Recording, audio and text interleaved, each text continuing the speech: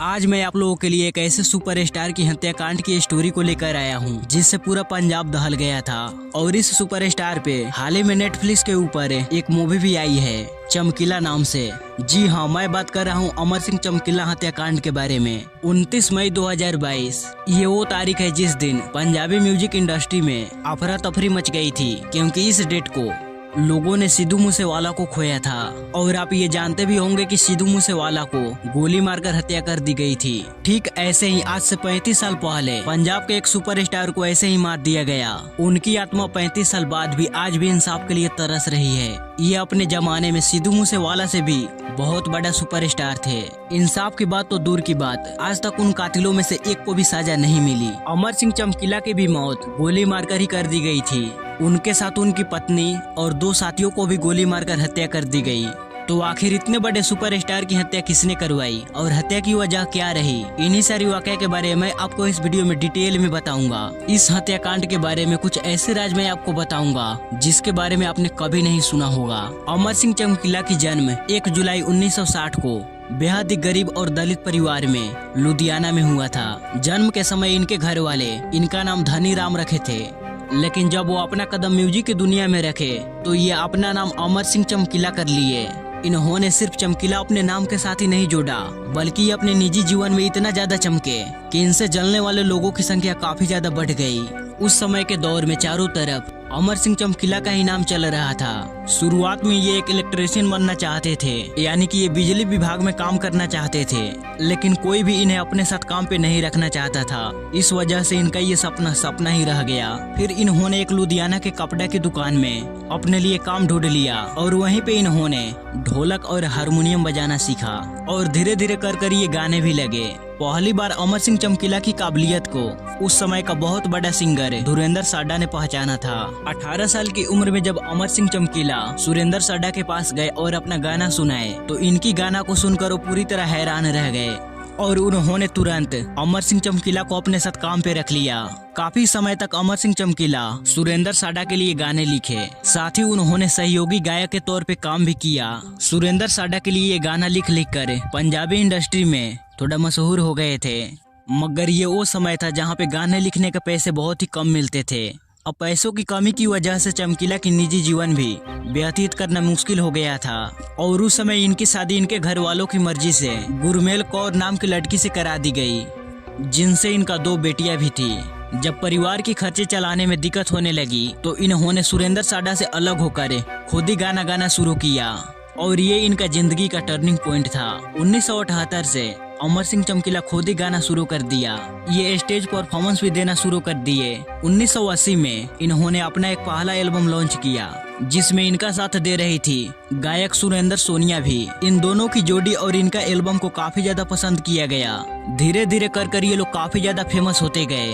अलग अलग female singers के साथ काम करने के बाद इन्होंने अपना एक एल्बम अमरजोत कौर नाम के सिंगर के साथ की।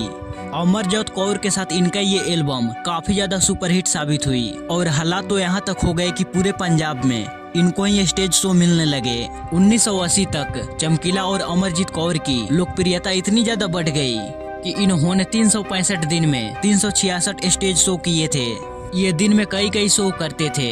इनकी लोकप्रियता धीरे धीरे कर पंजाब से बाहर अलग अलग देशों में भी होने लगी। कनाडा, अमेरिका, दुबई, ऐसे कई सारे देशों में जाकर इन्होंने अपना लाइव परफॉर्मेंस दिया।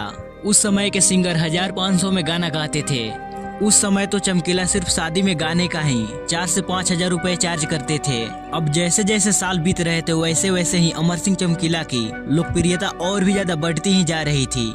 हालात तो ये हो गई थी कि 1980 से लेकर 1988 तक पूरे पंजाब में सिर्फ अमर सिंह चमकीला के ही शो होते थे। एक तरफ अमर सिंह चमकीला अपनी कामयाबी की बुलंदी पे पहुंच रहे थे तो इनकी लोकप्रियता की वजह से उस दौर के सारे सिंगर इनसे जलने लगे थे। कई सारे पंजाबी सिंगर को पैसों की कमी की वजह से अपना प्रोफेशन को ही छोड़ना पड़ा, क्योंकि पंजाब के सारे शो चमकीला के नाम पर ही जा रहे थे और बाकी सिंगर बेरोजगार हो गए थे। बहुत कम समय में ही अमर सिंह चमकीला पंजाबी म्यूजिक इंडस्ट्री का किंग बन चुके थे। बढ़ती लोकप्रियता के दौरान ही उन्होंने अपनी को सिंगर अमरजीत कौर से 23 मई 1983 को शादी भी कर ली। ये एक लव मैरिज थी और सब कुछ बहुत ही अच्छा चल रहा था। मगर इसी दौरान इस चमकते हुए सितारे को किसी की नजर लग गई। इनके साथ कुछ ऐसा हुआ जिसकी कल्पना किसी ने भी नहीं की थी। 8 मार्च 1988 को पंजाब के मिसामपुर में इनका एक स्टेज शो था। दूसरे स्टेज शो की तरह भी यहाँ पर काफी सारी भीड़ जमा थी अपने प्रिय सिंगर को सुनने और देखने के लिए। यहाँ एक पूरा मैदान लोगों से भरा पड़ा था, पैर रखने तक की जगह नहीं थी। लोग बहुत ही बेसब्री से चमकीला और अमरजीत कौर का आने का इंतजार कर रहे थे। जब दिन का 2 बजे तो लोगों का इंतजार खत्म हुआ। अमर सिंह चमकीला अपने 4 साथियों के साथ और अपनी पत्नी यानी कि को सिंगर अमरजीत कौर भी यहाँ आई। अब धीरे धीरे कर अमर सिंह चमकीला अपनी स्टेज शो की तरफ जा रहे थे। अमर सिंह चमकीला के साथ ढोलक बजाने वाला, हारमोनियम बजाने वाला और 2 लोग और भी थे। यहाँ पर मौजूद जनता चमकीला की एक झलक को देखने के लिए तरस रहे थे। चमकीला लोगों की भीड़ से होकर अपने स्टेज की तरफ जा रहे थे। तभी इसी भीड़ में एक बाइक बहुत ही तेजी से चमकीला के पास पहुंची। यहाँ मौजूद लोगों को पहले लगा कि ये चमकीला का बहुत बड़ा फैन है, इसलिए बहुत ही उतावला है चमकीला को देखने के लिए। उस मोटरसाइकिल पर 3 युवक सवार थे। इन तीनों लड़कों के पास खतरनाक हथियार थे। ये जैसे ही चमकीला के पास गए तो अपना हथियार निकाले और चमकीला के ऊपर दनादन फायरिंग करना शुरू कर दिए। इस फायरिंग के दौरान अमर सिंह चमकीला, उनकी पत्नी अमरजीत कौर और उनके साथी के 3 मेंबर को गोलियों से धुन कर रख दिए। अब लगातार फायरिंग करने के बाद ये तीनों युवक यहाँ से उसी मोटरसाइकिल से फरार हो गए। यहाँ मौजूद लोगों की भीड़, किसी भी जन ने इन तीनों लड़कों को रोकने की भी कोशिश नहीं की। लोग डरे हुए थे क्योंकि इनके पास हथियार थे। लोग दौड़ते हुए चमकीला और उनके साथियों के पास गए। उन्हें जल्दी से हॉस्पिटल ले जाया गया, लेकिन तब तक काफी देर हो चुका था। इनके शरीर से काफी सारा खून बह गया था। ये लोग बच नहीं पाए। टीम के एक मेंबर को सिर्फ 1 गोली लगी थी, इसी वजह से वो शख्स बच गया। अमर सिंह चमकीला सहित 4 लोगों की मौत से पूरे पंजाब में दुख का माहौल छा गया। हर कोई गम में था, बस ये सोच रहा था कि आखिर अमर सिंह चमकीला की दुश्मनी किससे हो सकती है और उन्हें कौन मार सकता है। महज 27 साल की उम्र में चमकीला को गोली मारकर हत्या कर दी गई। चमकीला की मौत से जितना बड़ा सदमा लोगों को लगा, उससे बड़ा सदमा तो चमकीला के मौत के बाद आई सच्चाइयों से लगा। अमर सिंह चमकीला की मौत के बाद सबसे बड़ी हैरान कर देने वाली बात तो ये हुई कि उसके मौत से उसके परिवार वाले पुलिस में आकर कंप्लेन तक नहीं किए और इससे जुड़ा इस विषय में कोई भी FIR दर्ज नहीं कराया गया। परिवार वालों को तो छोड़िए, पंजाब का एक भी शख्स अमर सिंह चमकीला के हित में पुलिस में जाकर FIR दर्ज नहीं कराया। इससे तो बड़ी हैरान कर देने वाली बात तो ये हुई कि पंजाब पुलिस ने भी अमर सिंह चमकीला के हत्यारों को पकड़ने में ज्यादा दिलचस्पी नहीं दिखाई। मामूली जांच पड़ताल करने के बाद पुलिस वाले इस फाइल को दबा कर रख दिया। अब धीरे धीरे कर समय बीत रहा था। इंसाफ की उम्मीद भी टूटती जा रही थी।